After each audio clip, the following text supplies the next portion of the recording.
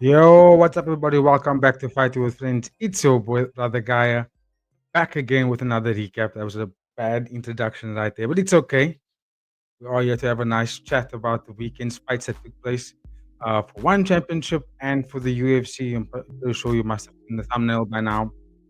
The headlines, the titles, and what have you. So we're going to recap both organizations in one recap. Well, I say we, myself. Normally we plan to do this live, but just for this week we're gonna skip it. Um, Next week we're gonna go back to doing the recaps live again. Yeah, before I continue, just want to say thank you again for those who tuned into our lives we had over the past weekend. That was really fantastic. Nice to see all the engagement there. Good chats, good banter, a lot of fun stuff. Um, yeah, just many thanks to everyone that was tuning in to be able to do that. We will definitely love to get more engagement again when we go forward. But obviously, when we do it, we keep it strictly MMA.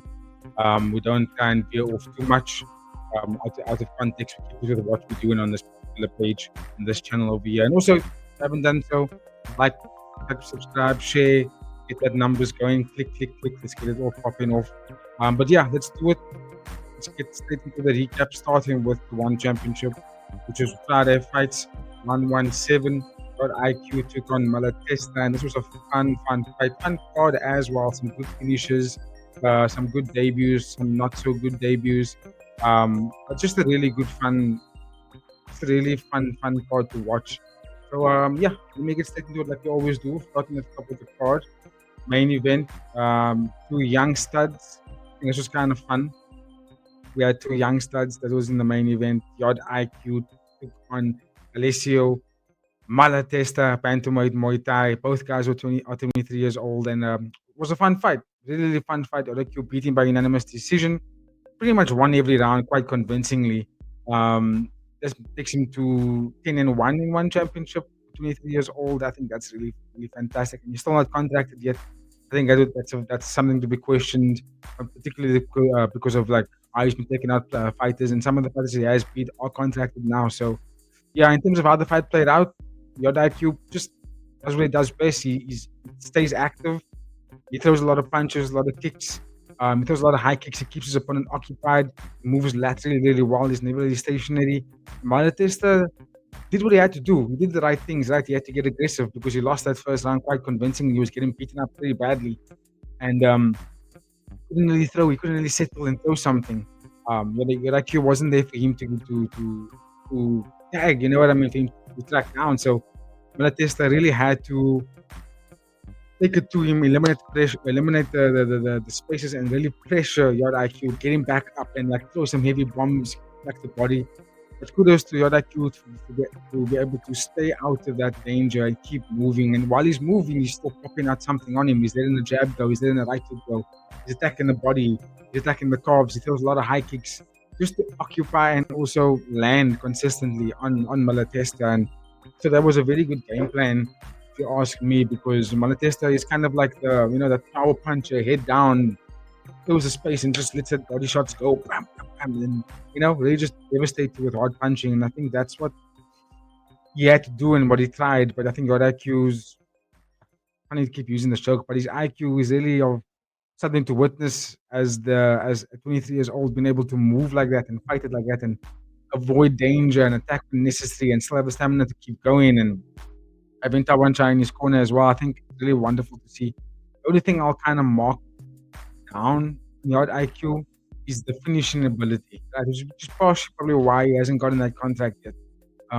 You're beating all these athletes, but you're beating everyone by unanimous decision, which is good. I think that's also, in my opinion, that's phenomenal because you basically dominating your opponent, and when you beat someone by decision, it means that you make a statement on your win by showing the judges and everybody that in every single round you just don't stand a chance. I'm faster, I'm better, I'm smarter, I'm able to move around and make you really not hit me, and I'm just beating up. And I feel like sometimes we overlook that because there's no like a highlight finish and we don't give it a lot of praise. But I think beating someone on decision is a big deal because as long as the fight continues, your opponent still has a chance to knock you out or has a chance to hit you with one blow, and then there they go. But if you stay so cerebral and stay so focused over the duration of the fight and win in a convincing fashion like that, it's up there with knocking people out. Um, but of course, highlight deals gets the package, it gets the paychecks, it gets the fans, it gets the buzz going, obviously. So I think for Yod-IQ, if you could add a kill shot to his weaponry, I think he'll be even more devastating fighter. With Akayev, who's probably going to be his next opponent for the contract, has got that kill shot. Akayev can put you away with one move, with one shot. You can left hook, check left hook, whatever the case, high kick, whatever you wanted, a spinning fist, a back elbow, a spinning back kick, whatever you wanted. Akayev can do that. And they fight in the same division. And I think that's going to be the progression for both of them. Alakayev wants to fight. He called out Yod-IQ get that run back because he's not in a rush to go fight for title. Even though One Championship is trying to fast track Alakayev, I think fighting Yod-IQ next will be the best move for both of them and for the organization, because now you have to give Yod-IQ a contracted fighter because of the streak and because he beat a fighter like Alakayev who's getting a lot of presence. Let's put it that way. He's getting a lot of push from a lot of investment from One Championship. So I think Alakayev calling him out, Yod-IQ out. Now they both won their last fight. This has to be the next fight, and I don't think it should be a Friday fight squad. It should be a fight night event, in my opinion. Just give these boys a bump up. You know what I'm saying? Let me know what you think in the comments, please, ladies and gentlemen. If you agree with that one, who do you have for Yod-IQ? Who should he be fighting next? For Alessio Malatesta, I think it's not much to worry about here. He's 23 years old. He's still a very good fighter. Bantamweight division is not going anywhere. There's a lot of killers there. And I think that he just needs to keep progressing. He needs to maybe develop a style that isn't really so heavily punched, where he's just throwing a hook or a hard body shot. Really so powerful. I think he needs to set those moves up. Just like Ramadan and Dash, who looks fantastic. A lot of punching power. What I'd like to see from them is setting up those punches and some little bit more taps, some more jabs, some more activity. Let your opponent go.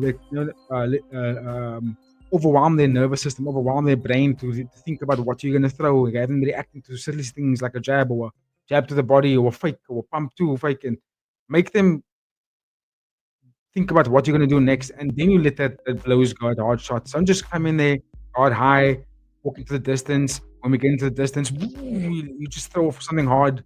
Like that can work, and it does work, but sometimes against a fighter that's a little bit more creative than that, and it's a bit more privy to that kind of style, or won't give you that opportunity for you to land something that big. And maybe you'll get it one shot in the whole fight, and then you could just take that one moment. But you really want to rely on that one moment when you can actually set the moment out, be more in control of that moment, and then let it come to you in the sense that you can move your fighter in a position where represents opportunity presents itself for you, and then land that blow. But really good fight from both guys. Good main event, and I'm 100% sure we're going to see more of them as we go forward. Okay, with that comment section, please, ladies and gentlemen, comment there for the boys. Let's keep it moving. On my notes, go main event. Yes, this is what I'm gonna kind of breeze through the recap a little bit faster. I'm doing both organizations in one. Normally this would be a live, and then it would be a little bit easier, but just for today and for this time, we're going to do it like this. And so I'm going to go over not all the fights, just like some of the big ones that kind of happen on both cards. And then and go through it over there, and I'll kind of breeze over some of the other fights as well. But the co-main event was sick. The Kampitiwada taking on Udrus Usmanov. Really good fight for as long as it lasted. Kampitiwada is going to be a problem. I know he's only 22 years old. I know he lost this fight. They used to kind of fighter, in my opinion, that should already be in the top rankings of the bantamweight division, whether it's kickboxing or Muay Thai, preferably kickboxing, because that's what he's been fighting for most of his career. This was his first Muay Thai fight in one championship, and there was an imposter test really well, right? So Udrus Usmanov beat him in round 1, brilliant KO. I think he got the bonus, but no contract. I'm not mistaken, his record now goes to 7-1 in one championship. So and then he took on Yuki Yoza. So, in my opinion, Udrus Usmanov should definitely be getting a contract in his next fight. He could be a problem in the bantamweight division. Kampitiwada, he's still young, like I mentioned, so the future will still be bright for him because he's basically 6 foot tall, fighting in bantamweight. Pretty sure as he grows, he's going to become better. He's really got good striking, got a nasty body kick on him, which is what he was using in this fight. It was going to be a good tool for him to do. But Udrus Usmanov is tough. Also, his movement, he's not scared to get into the exchanges, not scared to press you up, get into the void and throw some heat. He's not willing to fight on the outside that much. That's not what Usmanov does. He wants to get in there tight. Now we're gonna get some boxing going. Right? And Kampetuwada wanted to keep that distance, being a taller fighter, stay at range, just throw those body kicks. What I thought he should have done a little bit more is also throw the kick a bit higher. Kick high. You're gonna force Usmanov to really keep his hands up here. And yes, he's probably gonna dart forward and throw some body shots like he did, right body, left hook. He will dart forward, but in those moments there, you can circle away, you guard up high, circle away. When you dart forward, you get out of the way, maybe throw an elbow in there, get out of the way, throw a knee, throw a body shot, get back to distance. And I think he will develop these things when he gets older. But I also feel like Usmanov was going to beat him in any way, fashion. I think Usmanov was going to beat him anyway, whether it's going to go to decision or knockout. Usmanov was just the better fighter. He's more experienced. He's done it, even though he's not like that old, only 24, but he's fought really good fighters and has put in mad performances that I didn't think Petr was going to be able to navigate around. But I thought he was going to be a good problem because of his height. But Usmanov went in there and blasted the boxing, hit the body shots, hit the left hook, stopped him, didn't give him a chance. There was a right hook first, at the first knockdown. You could see Petr was already on skates and barely made that 8 count. And then there was a combination where he went forward and threw a right hook to the body. Boom, liver shot, came up top of the left hook, then dropped Petr, and yeah, that was the end of the fight there.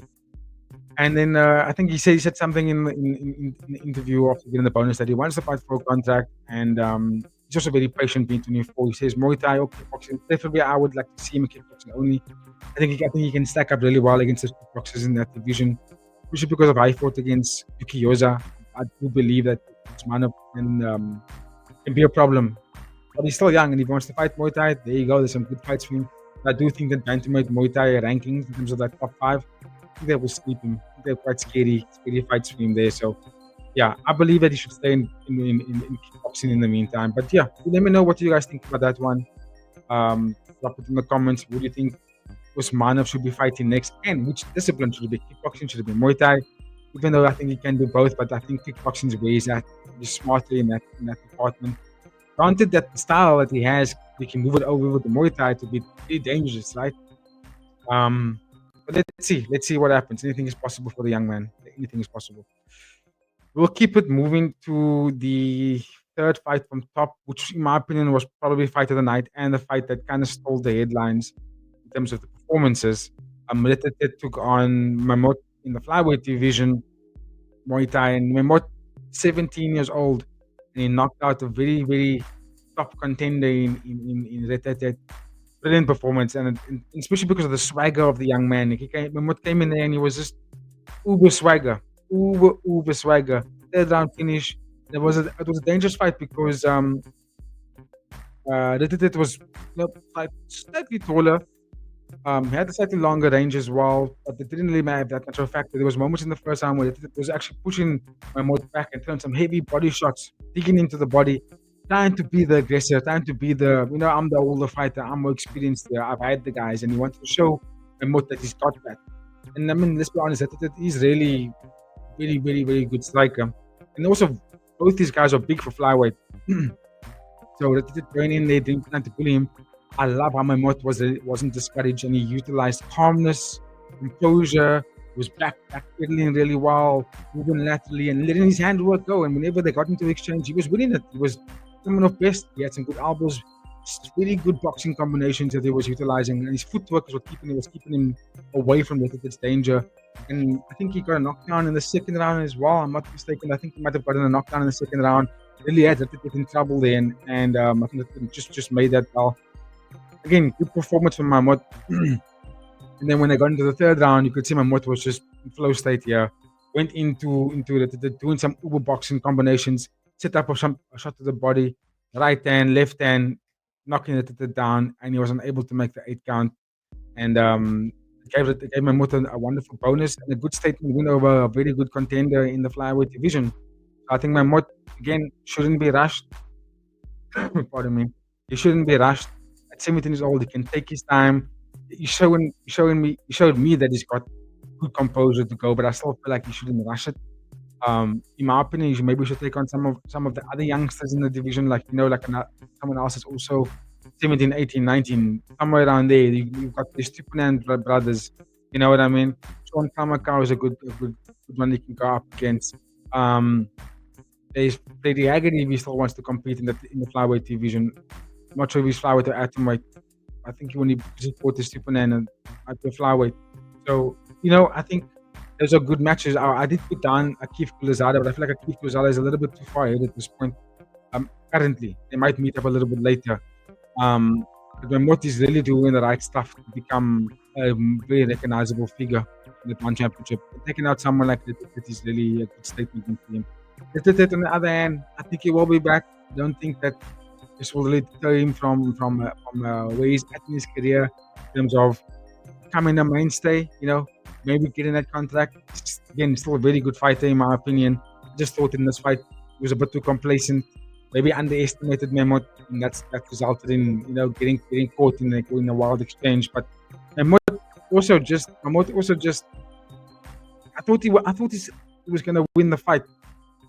Even though I said that in the preview because of the age discrepancy, but I thought Mehmet was why I thought he would win the fight is because when I watched his last two fights, dude, like the performances was something to remember. I'm like, no, this kid can fight. He's got some really great talents.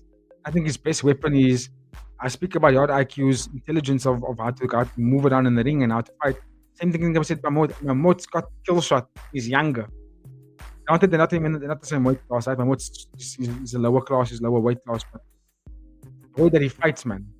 And I feel like you might see him in bantamweight in the future because he's only 17. Who knows what he's going to weigh when he's 21 years old? He might want to go up. You know what I mean? So I think that performance that he has, the way he shows his intelligence, because he was taking on someone that was also trying to bully him. That was trying to go in there and assert dominance. And what was like, not today, not today. I'm going to show you what I'm all about. And his performance is really good. I like the composure. He fights like someone that's got years in the game, and I thought that was really impressive from my mod. Let me know in the comments who you think you should be fighting next. Like you should be taking on someone like Agadi, maybe Jordan Estupinan, maybe like an unranked flyweight. An unranked flyweight would be good for him. Let me know who you guys got. For now, I'll keep it moving. I'm gonna go to the fight notes that I'm gonna follow my notes. I'm not gonna go all the way because even this one, I didn't have a preview for this fight. There was a late replacement, so I didn't even know this fight was on the fight card until the day. But Lam Nang Kung fought really well. He looked stronger fighter, had a bit of boxing. He had Super Jeng in all kinds of trouble. Super Jeng is still young. I think when he gets older, he'll get better. I think his biggest attribute, the biggest thing to take away from me is that Super Jeng needs to get stronger. More deadlifts, get more strength and conditioning in there. It's like the last few fights I watched him now, he's very light on his feet, but when he gets touched, he falls. Touch him with a light, like a stiff jab or something, and then he's like, he drops. He gets knocked down very quickly. So I think as he gets older or as he progresses, work on the strength and conditioning. Lam Nang Kong, always a good fighter, very powerful puncher, but I wanted to see a little bit more in terms of like leveling up his arsenal, right? Now he has some more kicks in his game. He sets up his punches a little bit better, makes him more dangerous, and that's what got him the win. But this fight, I do want to talk about Ti versus Yotzila. I do have this one written down. I thought this was a phenomenal fight for that strawweight division. Yotzila is mad experienced. This was the first time I watched him fight. He came in there with looked like someone that was a champion already. The way that he was fighting, lasting hard body kicks, really, really, really brilliant going backwards, and the counter striking. He had Ti not busy. He had Ti clueless in that first round of like what to do and how do I get around this, and he just couldn't find his range in that first round, and Yotzila was just blasting that body kick at him. But then you could see, and I said it also in the live, that I think Ti needs to keep his guard up, but not be so complacent, but not be so respectful of the body kicks that's coming at him. Even though the body kicks are deadly, right? I think if he closes the distance, just make it a boxing fight and get in there and just make it ugly, I think Yotzila is not going to like that because then he can't blast those body kicks. That's exactly what Ti did. He closed the distance in that second round. He really started going to work, going to town with the body shots, going up top with the boxing combinations, starting low, and then coming up high. And that had Yotzila not able to counter-strike the way he wanted to. He couldn't blast the body kicks as frequently as he wanted to. And he had to be on the defensive. And you could see that as the round was going, Ti was just edging closer to that setting up at right hand the way he wanted to.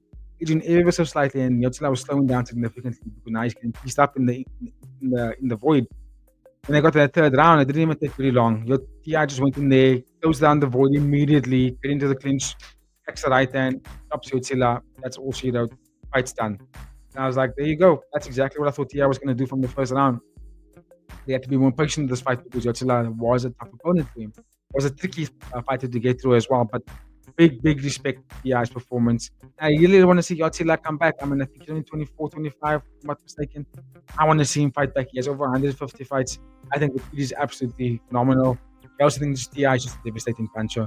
If you watch TI in that strawweight division, or that around that strawweight weight class, he's got knockout capability and a fun fighter to watch. So I think TI going forward is gonna be tough for opponents. I think the one championship is gonna prioritize him in a way that they need to give him someone better, especially when that strawweight division is starting to really look good at the moment. But yeah. Let me know in the comments who you think this guy should be fighting next. I'm not so sure who, but I'm sure that whoever TI is going to be fighting next, it's going to be a fun fight. But give me your thoughts. Let's keep going. I'm going to breeze over this next one as well. Tang took on Pinpit. Pinpit was a late replacement. Then Suching, Phoebe, Lu was supposed to fight against Tang. I don't know what happened. I don't know why the fight didn't happen. But Pinpit came opponent, showed up. Very tall for that atomweight division. I like how she fought. She had to make it a dog fight because Tang was, again, very swagger, very happy, fighting with like a lot of guile to it, good kicks, very aggressive, a lot of hard 1-2 punches, just rocking back in Pitt's head. And Pitt did the same thing at round 2 and round 10. She made it very competitive in round 2 and round 3, but Tang was still the more dominant fighter, being stronger in the clinches, better boxing. And rightfully won the fight unanimous decision in my opinion. So I'm looking forward to see how they grow in that atomweight division. Pinpit, this was a debut, and I thought she fought really well. I became an instant fan in terms of like I want to see her go again, because it was a very late replacement for her, and for both of them still to make weight. Well done, both ladies. Well done to both those ladies. I'm gonna go over it again. Let me know your comments. Who you think Tang and Pinpit should be fighting next in that atomweight Muay division. I'm going to keep it moving to the fight that I really want to talk about. Tyson, John Wayne Noy Harrison took on Kendo Irving. Great fight for as long as it lasted.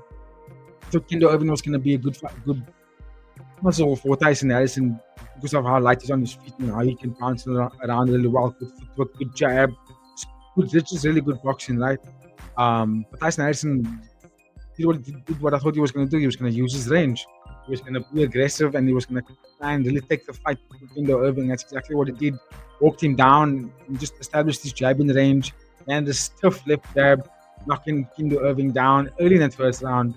And then from there, it was kind of like, kind of the upward battle for Kendo Irving because then Tyson just closed him down and let the boxing combinations go. Body, head, hook. Just started letting fascinating and fun combos on Kendo Irving, rocking him again with another right hook. Then I think there was a third knockdown. Oh no, after knocking him down the second time, Harrison just closed him down in the ropes, let body work go, landed two hard left hooks on him, and then referee stepped in to kind of stop the fight immediately and be like, no, that's the punishment. Because you could clearly see that Kendo Irving wasn't going to come back from that, and they did a good job in terms of saving him from taking much more punishment. John Wayne Noy goes on to a 2-fight winning streak now. Really good performance. Happy to see him. And he looked really good at the bantamweight division. I know he fought there before, but he kind of looked a little bit flabby in the past. He looked a little bit too soft. Tyson Harrison now, he looked like he had a very good weight cut. He looked lean, strong, healthy. And yeah, I just want to see him come back. He's tall for the division. I want to see him go on another run and get some of that wins back. Maybe taking on Pong Suri again. Maybe taking on Kulab Dam again. I think Kulab Dam, he got sick. That's why he didn't fight Felipe Lobo. But I think Kulab Dam is still kind of ranked in the division in my opinion. So maybe he takes on someone else. I think Lobo's got a fight already. But I think Tyson Harrison can definitely start making himself a name in that bantamweight division. He's still very young. I think 24, 25 or something like that. Kendo Irving's 25 as well. Kendo Irving, I think he's still a very good fighter. So maybe Kendo Irving can take his time. Just re-strategize. But I think he will come back again very, very strong. And I think the One Championship will give him a good name. Tyson Harrison could maybe take on Muay Thai since he's on a very good win streak. That will be a good fight, Muay Thai and Tyson Harrison. I know Sexan just took a loss, but Tyson Harrison also lost to Sexan. He could run that one back with him, just to get himself into like a 3, maybe 4 fight win streak, and then he can maybe challenge a ranked opponent. But he's entering, he's in a division that's full of a lot of sharks. So, yeah, let me know who you think we should be getting next. He could potentially fight Yod-IQ, but I think Yod-IQ is going to get Dayakai without a shadow of a doubt, in my opinion. So, yeah, I think Tyson Harrison is in a good position right now to really climb that bantamweight Muay Thai rankings. Let me know your thoughts in the comments, please, ladies and gentlemen, who you think Tyson Harrison will be fighting next. John Wayne Noy is back. But anyway, let's keep going over the card. Martin Para beat Antonio Piana. I didn't watch this one, but I know Eddie was telling me that he fought a great fight. It was a good debut for Martin Para. So shout out to Martin Para for that one. Then we had 2 Japanese debutants. Takahashi Kyoto was ranked number 1 in the bantamweight division in Rise Kickboxing. He lost this fight by round 1 TKO against Uzair Ismailjonov. Ismailjonov didn't make weight apparently, and you could see he was a big size against Kyoto. Just power differential was too much. And then Takashi Kyoto couldn't really take those punches anymore, and he had to go down. Arthur Klopp took on the Lyoto Nakano. Nakano comes also from Rise Kickboxing. Shout out to ESBV in the comments. They gave us some updates on this one. He beat Arthur Klopp by the split decision. Nakano is the bantamweight, or was the bantamweight Rise champion. Again, I didn't watch this one, so according to AD, he fought really well. And then Alexander Khan beat Fujin Kao by second round submission. I only watched the first round of this one, then I had to leave. But again, it was a good performance from Alexander Khan. Again, it looked like a mismatch in my opinion from what I could see before I left. Size difference, power difference, experience difference. Just felt like it was a layup for Khan. But yeah, that was a good fight card. Give me your thoughts about that one. I'm going to sip some water quickly, and then we're going to move over to the UFC.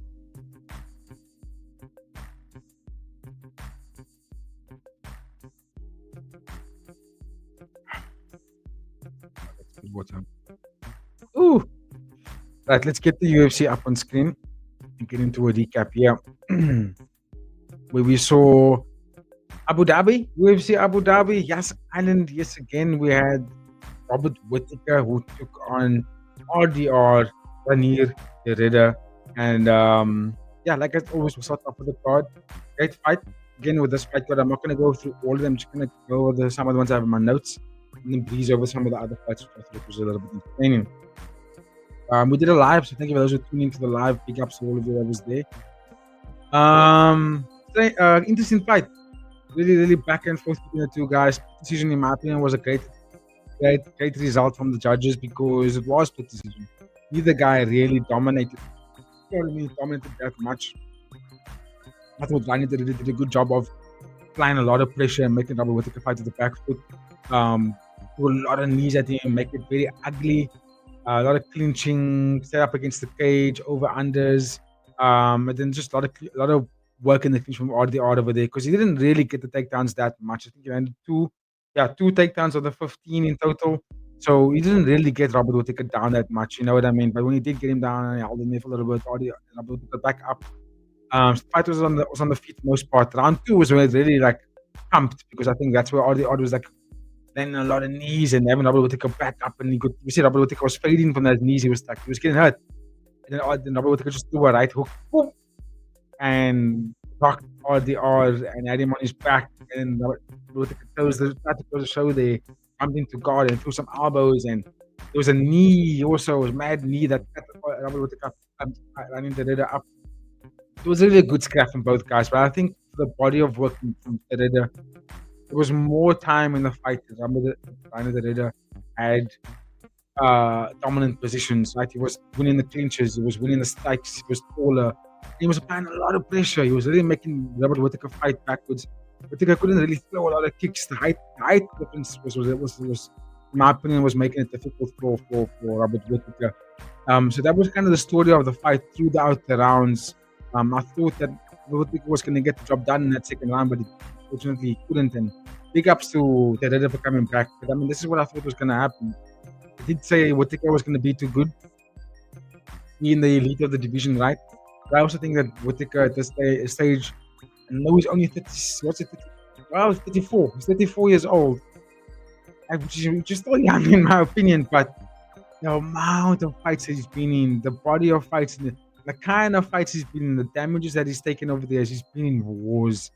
Not to say that Odd hasn't, but Odd, I've watched him in one championship.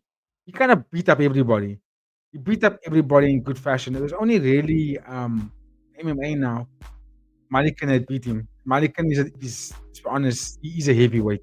He's not a middleweight. He's not a light heavyweight either. He's a heavyweight, and he's just a different breed, a different stack, different power kind of fighter that Odd wasn't really gonna get through. So I think that's the way. But apart from that, Odd with only 22, 23 fights in his career total. Whittaker has more than that. So yeah, Whittaker's just been in more wars, and I could see him. He was just a step slower, in my opinion. He was just slightly slower in terms of everything that he does. The way we would normally see Whittaker, where he's letting combinations go, and he's fast, and he's got crack, and he throws the 1-2 high kick. We didn't see that Whittaker. We just saw Whittaker that was trying to really box, trying to push Odd back. But I think Odd just being the bigger fighter, and the type of clinch that Odd uses isn't regular in terms of what the UFC fighters normally throw, particularly in that middleweight division. So I think it was right with Odd said in fight week, is that kind of grappling that he's going to deploy on the fighters. He notices that in middleweight division, these guys don't really train for that style. So I thought it was something interesting to take away. And he said that in the interviews, because he used it in this fight and it worked. So I think Odd is going to go into the top 5 or top 6 after winning Robert Whittaker. I think Robert Whittaker, in my opinion, lost his chance of making back for a title. I think he can only really fight prospects now. He's going to be the gatekeeper of the top 5. That's my opinion. Kind of where Reinier has fallen down to. Still very good, still super dangerous for the middleweight division, but just not title contention. You're going to be the fighter where fighters that are going to be prospects that are maybe ranked number 6, number 7, number 8. And you kind of go, oh, this guy can maybe be the next big thing in the division. Kind of put him up against a Reinier. You put him up against a Whittaker.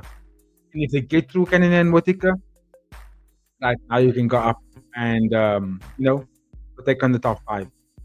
So who do they fight next? I think Odd, in my opinion, can maybe go up against someone like possibly go up against Easy. Since we don't have Strickland anymore, Strickland's now obviously suspended. So we go Odd against Isla Adesanya. Would go Odd against the winner between the loser between Imavov and Caio Baralho. That could be the one. Or you could, because the winner of Caio Baralho and Nasser Imavov is probably going to go up against the winner of Dricus versus Chimaev. So there's a lot that could happen there. So Odd puts himself in a really sweet position. Either or, whoever he fights next, it's either for a title or it's going to be the fighter that either lost against the loser of the title fights, or it's going to be the loser or winner of Imavov and Caio Baralho. Any one of those names. Imavov, Caio Baralho, Chimaev, DDP.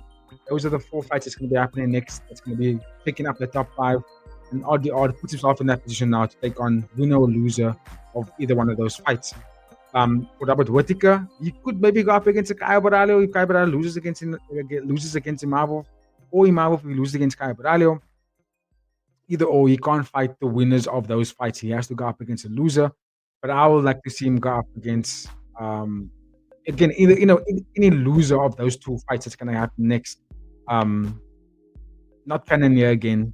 They fought already, but he's going to be Reinier again. That has to be a retirement fight for both guys. But yeah, I think at this stage, Odd puts himself in a very, very sweet position to get very close to championship gold in that middleweight division. I still think DDP beats everybody. I think DDP beats them all, but I think it's exciting times. I think it's going to be great matchups regardless for all of them. But let me know your thoughts in the comments, please, ladies and gentlemen, about who you have next for Robert Whittaker and for Reinier De Ridder. I know are kind of we can kind of see who he's going to go to next. But for Whittaker, where does this leave him after losing a very, very close decision against Reinier De Ridder? Robert De Ridder. Reinier, how you pronounce it. Okay, let's keep it moving. Co-main event where we saw Petr Yan taking on Marcus McGhee, and there was a tough fight. I mean, even though by the end of the day, when you look back and you go, yeah, Petr Yan kind of scolded him. He was really actually just going to work and doing the Yan things, showing why he's the elite of the bantamweight division.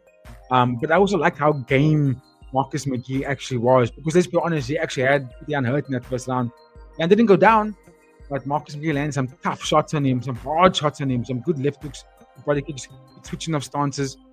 But then you could see as soon as we got into round two, going into round three, you could see Yan was like, okay, I'm gonna level up, going to southpaw, going to orthodox, landing the bigger blows, cracking Marcus McGhee some good right hands, some good left hooks, good body shots, good hard kicks, Muay Thai takedowns.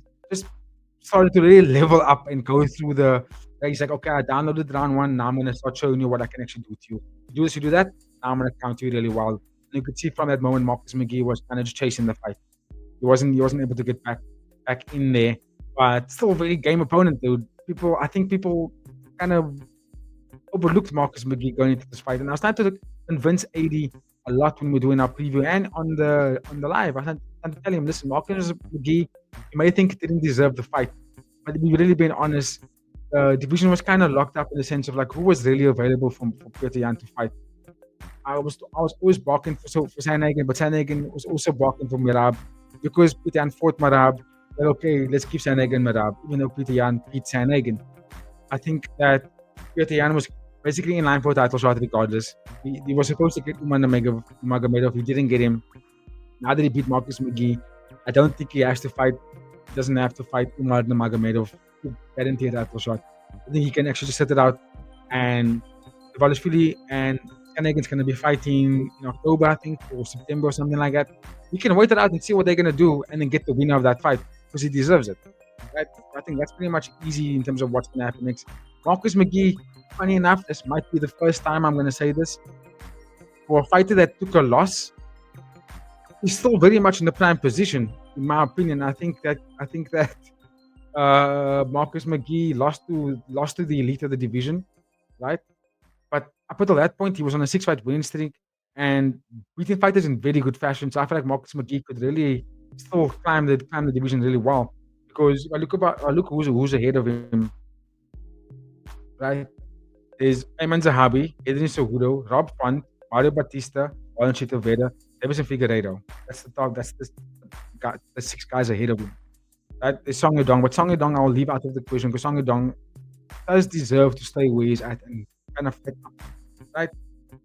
You could put Marcus McGhee against Marlon Chitavera. Put him up against Mario Batista, but I think Mario Batista is probably going to get Davison Figueiredo next. Who did Batista fight in his last fight? Let me just quickly check this. He fought Patchy Mix, right? And he beat Patchy Mix. I think Mario Batista needs to fight Davison Figueiredo next, right? Then I would go Marcus McGhee. I don't think they should give him Ayman Zahabi. I think that's a waste of his time, because I think he'll beat Ayman Zahabi. I would say either give him Edrin Cejudo, give him Rob Font, Marlon Chitavera. That's 1 of 3. Either one of them, I'm happy to fight. I'm happy to see him fight any one of them. In my opinion, it'll be a good fight for Marcus McGhee, because I think he's worthy of those kind of opponents. I think anyone else below that is going to be too easy for him. I feel like he has to go up. You know what I mean? He has to go up. So, yeah. Give him someone like that. Let me know in the comments who you think he should win. We also know who he has to fight next. So not much else I can say on that one. Great performance nonetheless. Then we had Chara Bullet taking on Marc-Andre Barrial. And fun fight actually. Fun fight. I would know I was like slagging Chara Bullet so much on the live. Really because of like, I'm not buying into the hype, and I don't think he can really go any further than this, really. The performance wasn't even like, he took on a old Marc-Andre. He's not anything. It's an unranked opponent like yourself. You know what I mean? So, yeah. What can I say from the fight? Chara Bullet was doing good in the first round. They were passing a lot of kicks. Didn't really punch that much, passed a lot of kicks. Making it difficult for Marc-Andre to get in. Then in the second round, Marc-Andre just went in hard and threw over and right and cracked Chara Bullet's nose. Had him on skates, really hurting him, pushing him back. Pretty much lost that second round, in my opinion. And then in the third round, they fixed his nose really well, and then he was just playing a very safe game, staying out of danger, asking the kicks, fighting with the back foot like he usually does, and won the fight by just being more significant and being more active in that third round. Not much else I can really go off it. Because like, what does it do for the guys? Nothing really. Sharaput, he gets a good win. But he doesn't really climb the ranks. We're gonna take on another unranked opponent next with Mark Andre. He stays where he is. He's gonna be that fighter in that division where he'll always just be on the prelim, on the fight night cards. If he isn't on the fight night card, and he's on the pay-per-view card, he'll be on the prelims. Yeah, really, I'll say much else about that. Then we had Asu Almabayev took on Jose Okocha. Ochoa. This was a great fight. Really, really great fight. I enjoyed it, every moment of it. Just because Asu Almabayev had to grapple. He had to make it a grappling fight because Jose Ochoa is a powerful dude. He's a big flyweight. I don't know how he makes the weight. He's a massive flyweight. He's powerful. He's a gamer. He's got good takedown defense. Carries a lot of muscle. And that's why I think the wrestling of Almabayev paid off because it tired out Jose Okocha. I think about Okocha. Jose Ochoa. When Jose Ochoa did get back up to his feet, when they did get to the standing positions, he couldn't really get that combinations going and its speed, and the pop wasn't there. And also Mabayev was timing those takedowns even better in rounds 2 and rounds 3. In the first round, you could see that when they did try and box a little bit, and Jose did land some of his harder shots, Mabayev was like, "Fuck this, I'm taking you down, bruh." And that's exactly what it did. And yeah, won a great fight. Now, that being said, I would love to see Almabayev become more, what's the word? Show us the killer instinct there. You know what I mean? I feel like he plays it too safe. Doesn't want to box too much with the fighters. Can strike, but doesn't want to strike too much. Then take you down. And when I take you down, I want to nullify you. I want to eliminate you where you can't grapple with me. Because when they were grappling, Almabayev didn't go for any chokes. He didn't go for any locks. He was just trying to keep the fight there, throw some elbows, throw some strikes, to win the fight in a way that I'm gonna show the judges that you can't score against me. Because I'm the better grappler, right? And although that is good, and although that is fun, and that's again very, very dominant to be able to do something like that, you also want to make statements, right? Get an arm triangle, like sync up something. Look this bra out because he can't beat you. He clearly couldn't beat him in grappling. They couldn't really reverse the positioning. So you're winning him in the grappling exchanges. He's just nullifying you there so he can get back to his feet. If I'm you, choke this man out. Choke him out. Make a big statement. Almabayev, I want to see more of that. As now he's going to be entering the better ranks, right? I want to see him finish fights. Jose Ochoa, he's new to the organization. I think we don't have to worry about him. He's still going to be devastating. What he learned in this fight was grappling is a real thing, and we noticed that he gets tired if he can't get back up to his feet. He wants to keep dancing. He wants to keep fighting there on his feet. So I think what he needs to do, he really has very good takedown defense. But the takedown defense that he was showing me was that it was very explosive, which is why I was getting so tired. I think for Jose, what I think he should be doing is not only have good takedown defense, show fighters that you're not afraid to go to the ground. That's what made Brandon Royval so good, was that he could grapple. He can submit you. You know what I mean? He wasn't scared to grapple with you. So that's why he's not so scared to suck people and his fits go, because he wasn't fearful of the takedown, because like, if you're gonna take me down, it's fine, bruh. We're gonna do jiu-jitsu here now. I think with Jose Ochoa, I think if he can level that part of his game up and become very good grappler, I think fighters are gonna be a bit more scary of him, because they're gonna realize, okay, we can't also just take this dude down, because that's where he might just get a choke on me. So I'm gonna have to be very careful. Let's stay standing, and we're gonna stay standing. He's also dangerous. Yeah, he can knock me out because boy, he's got a lot of power. So Jose Ochoa is going to be a threat in that organization, in that division, in my opinion. Now, in terms of who should they fight next, in my notes here, I said Almabayev could be taking on the winner between, or the loser between Albazi or Tetsuo Taira, who's fighting this weekend. Right? I think that could be someone, because Manal Cup, Alex Perez, who is above him, right? He lost to Manal Cup already. So I think that, and Alex Perez, where is Alex Perez? Where the fuck is this dude? Why is he still ranked there? So I think Almabayev would be fighting Tatsuo Taira and Amir Albazi, the loser of that fight. In my opinion, he can get the loser or he gets the winner. For Jose Ocho, next fight, Steve Ercik, let's go. That would be a banger. I would love to see that one. Otherwise, who else is there? There's Kaya Sakura, there's Bruno Silva, who lost to Joshua Van, there's Ramazan Timirov, and Tajir Alan Bekov. So I would say, oh, there's Tom Elliott as well. I will go probably Steve Ercik. Considering that they gave him Almabayev, who's ranked higher than all those names I just mentioned, I would say give Jose Ocho Steve Ercik. I think that would be a very, very good fight. I think Kaya Sakura's got a fight coming up soon. So yeah, I'm gonna take his name out of the hat there. Jose Ocho versus Steve Ercik should be the next fight in my opinion. You can give me your thoughts, ladies and gentlemen, on that one. Then also we had Nikita Krylov taking on Bogdan Guskov. Fight was round one. Nikita Krylov was trying to be busy. Surprised he didn't go for any takedowns. And then Bogdan Guskov, being the best, very good boxer, he looked very slick in there, very devastating. Knocked him out. I think it was a right hook. I don't remember very well, but that was the fight he pushed him with KOs. So now takes Bogdan to, I think, 6-fight win streak with 6 knockouts. Good fighter for light heavyweight division. I'm keen to see who they're going to give him next. I'm not so sure. You got Nikita Krylov, who is ranked. Where's Nikita ranked? His name is not. I don't think he was even ranked. Oh, ranked number 10. So Bogdan Guskov beat him, and I think Alexander Rakic called him out or something like it, or said something on X. That would be a good fight. I think Volkan Uzumir would also be a good fight for Bogdan. Either one.